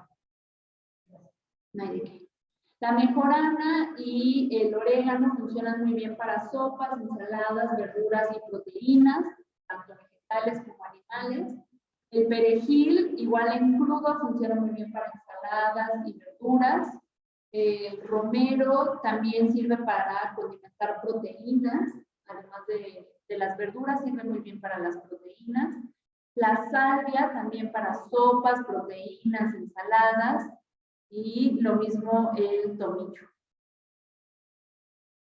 Ok, entonces, les pongo aquí, les está apareciendo ahorita en la pantalla, 2 recetas caseras para hacer sustitutos de sal, para evitar usar sal de mesa, sal de mar o sal de grano, y utilizar otras mezclas para sazonar y condimentar los alimentos. Aquí hay 2 recetas. El primero lleva ralladura de limón amarillo en específico, por el tipo de perfume y de sabor que da. Orégano seco, ajo en polvo, semillas de ajonjolí, pimienta blanca en grano y cebolla en polvo. Vienen ahí las cantidades en específico. Les sugiero que si utilizan salero en casa, esa mezcla la pongan ahí y la pueden utilizar para aderezar sus ensaladas o sus verduras, en lugar de utilizar sal para cocinar o para agregarle. Hay gente que acostumbra echarle un poquito extra ya con el alimento servido en el plato, que ese sea el sustituto de sal que esté en su mesa en lugar de la sal común. La otra receta lleva pimienta de cayena, ajo en polvo y luego una cucharadita de las siguientes: albahaca, cebolla en polvo, pimienta negra, perejil, salvia, mejorana y tomillo. Estas recetas vienen con esas cantidades sugeridas, pero sepan que dependiendo de su paladar y de su gusto personal, pueden cambiar esas proporciones, esas cantidades de ingredientes. Habrá quien diga, no, a mí el perejil no me entra, no me gusta, mejor lo quito de la receta, no hay problema. Lo cambio por romero, no pasa nada. Ustedes van a ir encontrando los sabores que más les gusten y que imiten mejor el sabor de la sal. Estas están ahí como una guía o como una pauta y luego ustedes pueden sacar a pasear la creatividad para modificar esas recetas como crean más conveniente. Si no son tan fans de ponerse ahí a inventar y experimentar en la cocina y quieren algo más práctico y fácil de utilizar, les pongo ahí esa foto de un producto sazonador orgánico sin sal que contiene una mezcla de hierbas y especias sin glutamato monosódico, sin cloruro de sodio, y se vende en supermercados, lo pueden encontrar en Soriana, en Superama, que ahora se llama Walmart Express, pero bueno, en el Superama, y también lo pueden encontrar en compras por internet, ¿no? Tanto en Amazon como en Mercado Libre venden esta marca de producto, la marca se llama Prajna, y es un sazonador orgánico con mezcla de hierbas y justo ese ya está diseñado para que incluso si se chupan el dedo y lo prueban así, sabe salado y es únicamente mezcla de hierbas y de especias, pero verdaderamente imita el sabor de la sal y entonces se evitan la nostalgia de comer salado para cuidar la salud y pueden perfectamente tener estas alternativas, ¿no? Esto ya es parte de esta actividad como de, bueno, consejo práctico en mi cocina, ¿qué hago? ¿No? Entonces, esto para los sustitutos de sal. Luego vamos a ver alternativas para colaciones dulces, ¿no? Pensando en aquellas personas que están previniendo o cuidando su diabetes, vamos a sugerir algunas cosas como colaciones para estar picando porque luego ese antojo de algo dulce no se quita por nada más que comiendo algo dulce, pero entonces hay que elegir sabiamente qué podemos consumir. Entonces, de preferencia, elegir los granos integrales a los productos refinados o pastas blancas, ya lo sabíamos, entonces de repente las galletas de mantequilla pueden sonar deliciosas, pero eso es azúcar, mantequilla y harina y nada más, y es harina blanca. Entonces, esas galletitas, por mucho que me encanten, pues no tanto. En cambio, si busco unas galletas que tengan salvado o germen de trigo, o que contengan hojuelas de avena, ahí estoy asegurando que hay un cereal integral y que me puede ayudar a regular la cantidad de glucosa en mis alimentos. Luego, reducir la cantidad de productos horneados comerciales o de bollería, como pan dulce, galletas, etcétera, ya que además de los azúcares refinados, contienen muchas grasas saturadas o modificadas, como lo mencionábamos en la sesión anterior, estas grasas hidrogenadas, que por abaratar precios en la formulación de los productos son ingredientes de pésima calidad y que a la larga tienen un efecto negativo en mi cuerpo. Preferir, por ejemplo, las frutas deshidratadas para las colaciones. ¿Por qué? Porque de manera natural voy a percibir un sabor mucho más concentrado a dulce, porque retiramos todo el agua de la fruta, pero así como retiramos el agua y se quedó lo dulce, también se quedó la fibra. Entonces, son frutas que normalmente tienen un bajo índice glicémico porque se quedó concentrada toda la fibra que me ayuda a regular la cantidad de azúcar que puede pasar en mi sangre y de todas maneras tengo el sabor dulce en el paladar. ¿Okay? Entonces, es clave en condiciones como la diabetes, les decía, combinar alimentos que tengan distintos nutrimentos, que tengan hidratos de carbono o carbohidratos, que tengan grasa y que tengan proteína. Entonces, para una colación, por ejemplo, a mí se me puede anotar una taza o una flanera de yogur natural sin azúcar y le puedo agregar unas cucharadas o de amaranto inflado, o de germen de trigo, o de hojuelas de avena, y a lo mejor lo que puedo hacer es picarle una manzana y mezclar todo eso, y entonces tengo el sabor dulce de la manzana, tengo la grasa y la proteína del yogur, tengo la fibra del germen de trigo, la fibra del amaranto, Y si aparte yo le agrego unas pepitas de girasol, unas nueces troceadas, tengo ahí una porción extra de grasa que me va a ayudar a que todos los carbohidratos que están en esa colación pasen muy lentamente a mi sangre y no me hagan picos, ¿ok? Otra receta que les pongo ahí es el atole de amaranto, que se puede preparar con amaranto natural, con agua y con leche, ya sea leche de vaca descremada o también se puede preparar con leches vegetales, de las que ahora están de moda, de soya, de avena, de arroz, etcétera, etcétera, ¿no? Vienen ahí las recetas o las preparaciones. Paso adelante a más opciones de alternativas dulces. Les decía, están las frutas deshidratadas y dentro del mundo de las frutas deshidratadas, los higos, las ciruelas pasas y los dátiles son de las más recomendadas porque son ricas en potasio que me ayuda a contrarrestar si es que tengo exceso de sodio, por ejemplo, en condiciones de hipertensión arterial. Con el potasio contrarresto eso. Y además tiene otros minerales, tiene fibra soluble e insoluble, y entonces la cantidad de azúcar que pasa en mi sangre es muy poca y muy controlada. Y además me ayudan con el tránsito intestinal, mejoran mi proceso digestivo, por el tipo de fibra que contienen, sirven de alimento para la microbiota intestinal. Y en el paladar me saben dulce. Entonces me quito la ansiedad del sabor dulce y obtengo todos estos beneficios extra. Luego con el chocolate amargo, importante que para considerarse amargo tiene que tener 70% o más de cacao y que el resto sean otros ingredientes, preferentemente que no tenga azúcar o que si tiene sea la mínima posible. ¿Y qué ocurre con el chocolate amargo? No nada más que me ahorro la leche y el azúcar de los chocolates convencionales, sino que además contiene unos compuestos antioxidantes que se llaman polifenoles. ¿Qué es lo que hace este tipo de compuestos? Mejoran la salud cardiovascular. Recuerdan que les mencionaba que en nuestras venas y nuestras arterias hay una capita delgadita que es la que está en contacto con la sangre que se llama endotelio vascular. Bueno, todos esos antioxidantes protegen esa capita para que no se rompa, para que no se inflame, para que no se acumule grasa debajo de ella y entonces con eso prevenimos a nivel cardiovascular alguna complicación.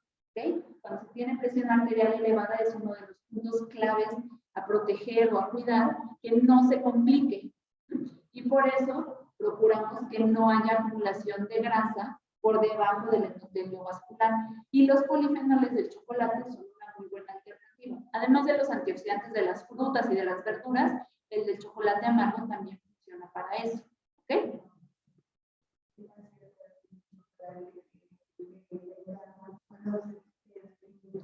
Totalmente cierto. Tiene ciertos compuestos que al momento de metabolizarse generan una reducción del estrés y una percepción de bienestar. No voy a decir felicidad porque esa es otra cosa, pero una percepción de bienestar a nivel psicológico por el tipo de neurotransmisores que activan al momento de procesarse estos compuestos químicos que les digo, no son ni vitaminas ni minerales, sino una cosa extra que son compuestos bioactivos o fitoquímicos, algunos con actividad antioxidante y algunos de ellos activan estos neurotransmisores que literalmente me hacen sentir bienestar. ¿Okay? Entonces sí, aparte tiene eso de extra el chocolate puro, pues, ¿no? El grano de cacao. Exacto. Y luego les pongo ahí abajo otras colaciones dulces como el plátano macho hervido y el camote al vapor. Y ustedes dirán, Jimena, estás hablando con personas que a lo mejor están cuidando diabetes, ¿cómo que plátano para una colación? Pues resulta que el plátano macho en específico, no el tabasco, no el dominico, no, el plátano macho igual que los frijoles negros, como les mencionaba antes, tienen almidones resistentes. Entonces van a ser almidones que, aunque yo los ponga a cocer al vapor o a hervir, que aunque yo los mastique, pasen por mis jugos gástricos, por enzimas, etcétera, etcétera, no se van a convertir en glucosa, van a resistir la digestión. ¿Okay? Luego, el plátano macho tiene un mayor contenido de fibra y con la cocción del plátano hervido a fuego muy lento, lo que hace es que sí, hay algunos almidones que se vuelven disponibles, le da un sabor dulcecito, pero por el tipo de vamos a decirlo así, de descomposición que tienen esos almidones con una cocción lenta, no me van a hacer picos de azúcar en la sangre cuando yo los digiera. ¿Ok? Entonces, lo que se hace es, se compra el plátano macho, se corta en trozos grandes, ¿no? Como de 4 dedos de largo más o menos, así, 3 o 4 pedazos saldrán de un plátano macho. En un pocillo o en un casito ponen un dedito de agua, no más, y ponen ahí el plátano, tapan ese pocillo o ese caso y lo dejan, sí, con todo y cáscara el plátano, y lo dejan hervir hasta que se cueza y la cáscara se desprenda solita del plátano. Y ese plátano ya que está cocido, se lo comen raspadito como papilla de bebé, acompañado de unas nueces o unas almendras. Y miren, les juro que se les quita la ansiedad por el sabor dulce, se les cumple el antojo y no va a ser un alimento que les haga picos de azúcar en sangre. ¿Okay? Lo mismo ocurre con el camote. El chiste con estas dos cosas es la cocción lenta, porque si yo la apresuro, una, la textura va a quedar fatal, y dos, el sabor no me va a quitar la sensación de necesitar algo dulce, exacto, y me voy a perder de los beneficios que tiene la cocción lenta de estos dos productos. Entonces, todo el chiste está en la cocción a fuego muy lento, muy lento. Y ni siquiera se van a requerir comer 5 pedazos de plátano, ¿eh? Con 2 pedacitos van a quedar, con una rodaja de camote, con eso quedan y saben muy rico. Y les decía, compleméntenlo ya con la información que saben ahora. Lo combinan con unas nueces o con unas pepitas de girasoles polvoreadas para tener ahí un poquito de grasa y de proteína, y entonces ya con eso regulo perfectamente la cantidad de azúcar que va a pasar a mi sangre. ¿Vale? Excelente. Entonces, vamos por lo último. Les pongo aquí esta infografía, ¿no? Por si les sirve. Vienen ahí datos de qué es el índice glucémico en los alimentos. Van a ver que algunos alimentos vienen con etiqueta que dice, es de bajo índice glucémico, ¿no? Como una leyenda de propaganda de venta en productos dirigidos a personas con diabetes, como un beneficio extra de estos productos. Entonces, para que sepan de qué les están hablando cuando dice ahí bajo índice glucémico, el índice glucémico se refiere a la velocidad o a la capacidad de un alimento de elevar la glucosa en sangre. Entonces, vamos a tomar el ejemplo del plátano. Un plátano tabasco o roatán, un plátano convencional. Tiene cierta cantidad de carbohidratos o de hidratos de carbono disponibles dentro de ese plátano. El índice glucémico de ese plátano me indica esos carbohidratos que contienen, qué tan rápido van a pasar a la sangre en el momento en el que yo me lo como. Y entonces, el índice glucémico lo podemos manejar como un semáforo. Hay los que pasan muy rápido, los que pasan más o menos rápido y los que pasan muy lento. ¿Qué buscamos? Los que pasan más lento, sobre todo cuando estamos cuidando la condición de diabetes. Entonces, verán ahí el semáforo con los valores de índice glicémico, que no me interesa que se aprendan los números, sino que sepan qué tipos de alimentos caen en cada una de esas categorías, ¿ok? Entonces, si se fijan, sí.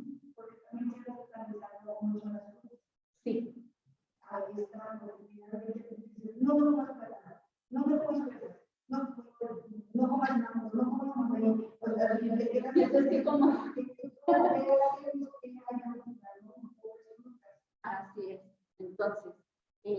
frutas, quizás me voy a complicar un poquito con los conceptos. Si se atoran en algo, me dicen y con mucho gusto lo trato de explicar mejor. El índice glicémico lo que mide es el azúcar disponible o los carbohidratos disponibles en ese alimento, qué tan rápido van a pasar o se van a transformar en glucosa en sangre. ¿Ok? Y hay otra cosa que es la carga glicémica. Es decir, voy a tomar el ejemplo de la sandía, porque es un ejemplo con el que suele haber confusión. La sandía tiene un índice glucémico alto. Es decir, el azúcar que contiene la sandía pasa muy rápido a la sangre. Eso es lo que significa. Ahora, estamos hablando de velocidad ahí. La velocidad con la que pasa el azúcar a la sangre. La carga glicémica lo que me dice es qué cantidad de azúcar va a pasar a la sangre. A velocidad alta, moderada o lenta, pero qué cantidad de azúcar va a pasar a la sangre. Combinar estos dos conceptos es importante porque, sigo con el ejemplo de la sandía. La sandía puede tener un índice glucémico muy alto. Es decir, pasa rapidísimo el azúcar a la sangre, sí. Pero la cantidad de azúcar disponible en la sandía es muy poca. 90% de la composición de la sandía es agua. Lo otro es potasio, algo de sodio, otros minerales y, por cierto, algo de azúcar. Entonces, ¿qué ocurre? ¿Cuál sería la forma correcta de interpretar estos datos? La carga glucémica de la sandía es baja. ¿Cómo traduzco estos conceptos a algo que mi cabeza entienda? Si yo me como una rebanada de sandía, el azúcar que contiene esa sandía va a pasar rápido a mi sangre, pero va a pasar muy poquita azúcar. Entonces, si yo lo combino con un vaso de agua simple, el simple hecho de tomar agua simple ayuda a moderar la velocidad con la que se va a absorber esa azúcar en la sangre. Y como es muy poquita, no necesito hacer mayor esfuerzo y puedo comer una rebanada de sandía. Ahora, si me como una sandía de 5 kilos completa, ahí sí ya estoy perdida. Pero mientras sea una rebanadita de sandía, no hay problema. ¿Ok? Exacto. La clave está en la moderación y la cantidad. Entonces, los alimentos que contienen fibra, como las verduras crudas, las frutas crudas, los cereales integrales, las leguminosas, sirven para actuar como amortiguadores y que entonces el pico de azúcar no sea tan pronunciado o tan elevado, que sea una cosa mucho más moderada y me permite tener un mejor control de mi diabetes. Entonces, para información más clara y más específica, recomiendo que consulten a algún nutricionista o algún educador en diabetes para atender muy personalizadamente su caso, pero los consejos y la información general es esta. ¿Ok? ¿Dudas hasta aquí? ¿Preguntas? ¿Quejas? ¿Algo? ¿Nada? Vamos. Sí, yo una pregunta. ¿Sí es cierto que el agua de coco sirve para bajar el azúcar? Sí, no. Mire, no es que sirva en específico para bajar el azúcar en sangre. Lo que tiene el agua de coco es que sí, tiene una cantidad importante de glucosa, bueno, de fructosa. Por eso no sabe dulcecita el agua de coco, pero también está cargada de otros minerales, de enzimas que actúan incluso como vermífugos o como purgantes. Sirve muy bien para infecciones intestinales, etcétera. Pero en personas con diabetes lo que se recomienda es tomarla diluida, porque sí contiene una cantidad importante de azúcar en sangre. Digo, de azúcar en el agua de coco. Entonces, para que no se haga pico de azúcar en sangre, lo que se recomienda es diluirla. Medio vasito de agua de coco y 1 o 2 deditos de agua simple. Y entonces con eso se puede tomar. No se recomienda consumirla diario, cuando mucho una vez a la semana. Y si se toma el agua de cocos y solamente el agua de coco, es decir, si no va acompañado de comida o de alimentos, hacer alguna caminata o actividad física ligera para darle uso a todos esos nutrimentos que contiene el agua de coco. Y si se acompaña con alimentos, pues les decía que vaya diluida con 2 deditos de agua al menos, de agua simple. Ok, muchas gracias. No hay de qué. ¿Alguna otra duda? Pues, más que duda es tener conciencia de tener la moderación de lo que comemos, ¿no? Porque prácticamente nada está prohibido. Simplemente es la moderación que se debe de tener para los tipos de alimentación. Y pues yo, por ejemplo, como diabética, pues ya estoy más consciente de las frutas que sí debo de comer. A mí me comentaron que la jícama, por ejemplo, a pesar de que es una, que tiene agua, tiene fibra, me comentaron que tiene mucho almidón y ese también nos hace daño para nosotros los diabéticos. No sé qué me puede ampliar un poquito más en ese tema, por favor. Y miren, en efecto, la jícama contiene mucho almidón. De hecho, cuando se corta, cuando se raya, deja como esta lechita blanca. Eso es totalmente almidón.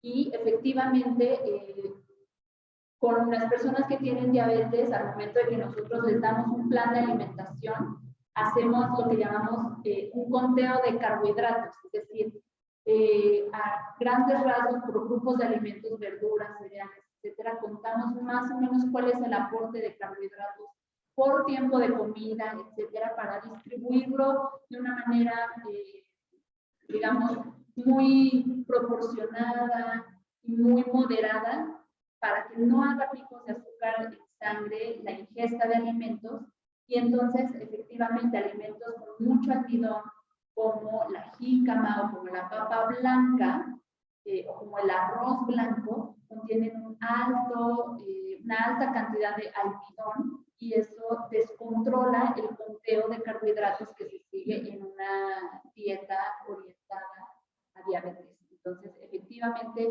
es un alimento que casi no se recomienda en personas con diabetes, y si se llega a consumir con muchos otros como truquitos, justo no nada más ajustando la porción, sino combinar con otros alimentos para evitar estos picos de glucosa en sangre. Pero sí, los que tienen muchos almidones procuramos evitarlos por lo menos una temporada hasta que la diabetes ya tiene un tiempo controlada, la glicemia no ha hecho picos de sangre, etcétera, etcétera. Pero ese sí es un seguimiento mucho más personalizado, tanto con el nutriólogo o dietista como con el médico, para considerar la posibilidad de reinsertar algunos de esos alimentos. Hacía la aclaración de que la papa blanca es la que contiene mucho almidón, porque la papa roja contiene más agua que almidones. De hecho, se le llama coloquialmente papa de agua. Es más difícil de conseguir, es mucho más cara que la papa blanca, que bueno, toda la papa está carísima, pero la roja está todavía más cara, está como 40 o 50 pesos el kilo. Pero esa la pueden consumir con moderación porque tiene más agua que almidón. Se recomienda comerla con cáscara y una porción pequeña. Pero ese es un tip, ¿no? Y por eso digo que los alimentos que contienen almidón son muy específicos, y hay otros equiparables que pueden, digamos, sustituir a este tipo de productos. Y sobre lo que comentaba Marta del tema de las porciones, efectivamente toda la clave está en regular las cantidades y las porciones de alimento. Y con esto cierro con esta última imagen. Si ustedes en cada tiempo de comida, desayuno, comida o cena, juntaran todos los alimentos que van a consumir en un solo plato, cada plato se tendría que ver más o menos así. Así no, así sí. La mitad del plato con frutas y o verduras. Si es el desayuno y solo como fruta, pues esa mitad del plato que esté compuesta por fruta. Un cuarto del plato por cereales o tubérculos. Un cuarto del plato con algún alimento que aporta proteínas, sean leguminosas o alimentos de origen animal. Verán ahí incluidos algunos lácteos, el huevo, las leguminosas, etcétera. y una porción aparte de grasas saludables, como las del aguacate, como la del aceite de olivo en crudo, como las de las semillas. Si juntaran todos los alimentos, cada plato o cada tiempo de comida se tendría que ver más o menos así. Para las verduras, luego pensamos que tendría que ser demasiado. Y una porción de verduras es 2 tazas de frutas crudas. Es decir, si ustedes ponen sus manos abiertas, juntas, lo que les quepa en 2 manos abiertas, eso equivale a 2 tazas de verduras en crudo. Un plato de ensalada perfectamente puede cubrir eso. O una taza, una porción de verduras cocidas, que equivalen más o menos al tamaño de su puño cerrado. Entonces, si yo como un plato chiquito de ensalada, a lo mejor no me comí las 2 tazas de verduras crudas, solo una, en la ensalada, más una porción de verduras en la sopa como guarnición, calabacitas a la mexicana, ensalada de nopales, etcétera, etcétera. Con eso completo mi mitad del plato que corresponda a verduras. Lo otro, la parte de cereales o tubérculos, es una porción pequeña, si se fijan.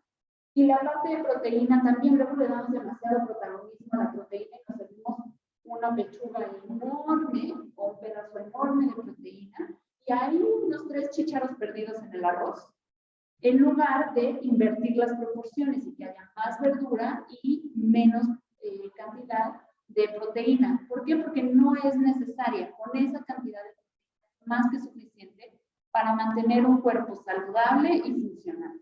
¿Vale?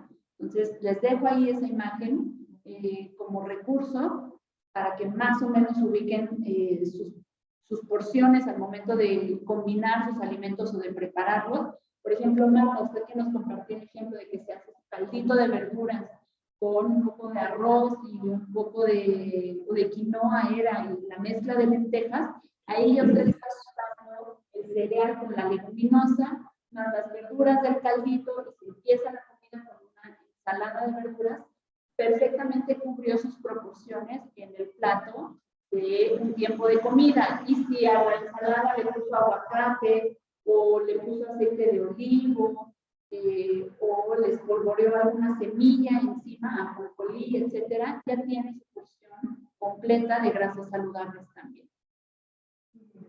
Estamos hablando de ese plato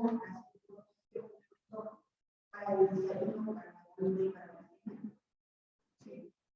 Sí, entonces en el desayuno a veces, por ejemplo, me puedo servir un plato pequeño de fruta picada, papaya picada, por ejemplo, y si me preparo mi huevito con los champiñones o las espinacas o los ejotes cocidos, ahí ya tengo otra porción de verduras que completa esa mitad del plato de productos que vengan de frutas y o verduras. Tengo ya mi porción de proteína y si acompaño con 1 o 2 tortillas máximo mi huevito, completé, ¿no? Y si a la fruta les polvoreo unas poquitas nueces o almendras o pepita de girasol, con eso ya tengo mi porción de grasas saludables. Entonces, como ven, es fácil adaptarlo tanto a dulce como a salado y tener digamos, esta guía de porciones para cada grupo de alimentos en mis comidas, desayuno, comida, cena. ¿Vale? ¿Dudas? ¿Preguntas? ¿Aclaraciones? ¿Algo? Una pregunta, ¿el huevo también lo puedo hacer a la mexicana?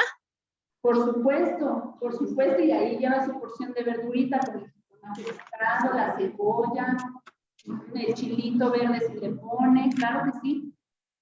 Gracias. ¿De qué? Bueno, pues entonces les agradezco muchísimo su participación, su presencia para este taller, darse tiempo, este par de horas cada viernes para asistir, para compartir sus dudas, sus inquietudes. Yo les agradezco mucho de verdad. Esta grabación pues quedará ahí para que la puedan revisitar cuando sea necesario y agradezco la invitación de los coordinadores de este espacio para poder compartir con ustedes este taller. Ojalá tengamos otra oportunidad de compartir con nuevos temas y con nuevas dinámicas. Yo les agradezco mucho y y que pasen muy buena noche. Gracias. Muchas gracias. Igualmente, muchas gracias y muy agradecida por toda